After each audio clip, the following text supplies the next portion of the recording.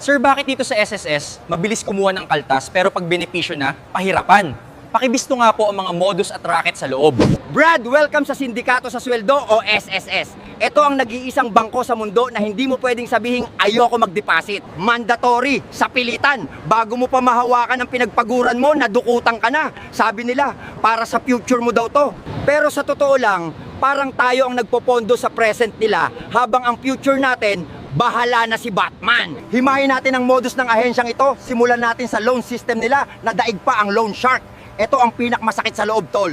Nangailangan ka, nag-apply ka ng salary loan. Tandaan mo, ang linoloan mo dyan ay base sa contribution mo. Pera mo yan! Pero ang sistema, may interest na agad. At kapag na-delay ka ng bayad dahil nawalan ka ng trabaho o nagkasakit ka, dyan papasok ang penalty. Ang penalty ng SSS, daig pa ang 5-6 sa palengke. Mas mabilis pa tumubo ang interest ng SSS kaysa sa pag-move on mo sa ex mo. Humiram ka ng 20,000 pesos, hindi ka nakabayad ng ilang taon dahil naghirap ka. Pagbalik mo para ayusin, ang utang mo 80,000 na. Saan galing yon? Sasabihin nila, compounded penalty po. Wow, yung pera ko na nasa inyo, kapag kayo ang humawak, ang liit ng tubo. Pero kapag yung pera ko, hiniram ko sa inyo, ang laki ng tubo nyo, ginisa nyo ako sa sarili kong mantika. Isunod mo pa ang pahirapang claiming process para kang dumaan sa obstacle course. Nagkasakit ka, need mo ng sickness benefit. Nawalan ka ng mahal sa buhay, need mo ng funeral benefit. Dito mo mararanasan ang requirement festival. Hahanapan ka ng ID, birth certificate na dapat PSA at bawal luma, medical certificate, hospital record,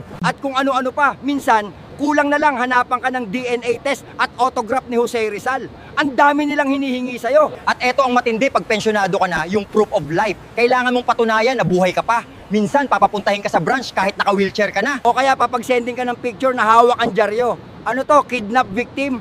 Kulang na lang may nakasulat na, please ransom me. Ganun ang trato sa atin, parang hostage. At eto ang malupit, ang contribution gap o ang employer magic. Kaltas ng kaltas ang boss mo sa sweldo mo para sa SSS. Tuwing payslip, may bawas. Pero nung nag-check ka sa SSS online, kung makapasok ka man sa website nila na laging system down, at parang family computer nung 1990s ang style, tapos malalaman mo, walang hulog.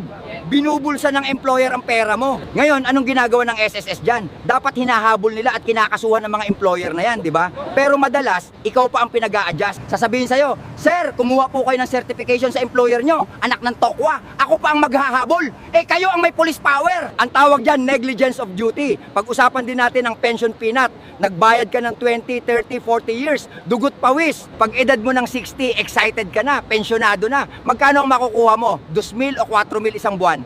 Anong mabibili niyan ngayon? Pambili lang yan ng maintenance na gamot, kulang pa sa gatas at bigas. Ang totoo niyan, tol, para mabawi mo ang lahat ng hinulog mo sa kanila, dapat mabuhay ka ng singtagal ni Manong Johnny. Kung namaalam ka ng maaga, thank you na lang ang pera mo. Habang ikaw na nagpondo, barya lang ang nauwi. Tignan mo naman ang board members at executives ng SSS, nakatanggap sila ng milyon-milyong bonuses. Kapag maganda daw ang kita ng SSS, may bonus sila. Eh kanino galing ang kita? Sa penalty mo, sa interest ng loan mo, yung paghihirap mo, yun ang bonus nila. Isipin mo, tol, yung pera mo na pinagpaguran mo, kapag nasa bulsa mo, hari ka. Pero nung nilipat sa bulsa ng SSS, naging alipin ka. Kailangan mo pang magmakaawa, mag-fill up ng form, at magbayad ng penalty para lang magamit ang sarili mong pag-aari. Kaya sa susunod na makita mo ang kaltas sa payslip mo, huwag kang ngumiti at sabihin, investment ko yan. Magalit ka dahil ang perang yan ay pwedeng ipang shopping ng mga bossing habang ikaw ay magbabayad ng penalty sa future. Kaya kung tatanungin mo ako kung ano ang tamang tawag sa sistemang ito,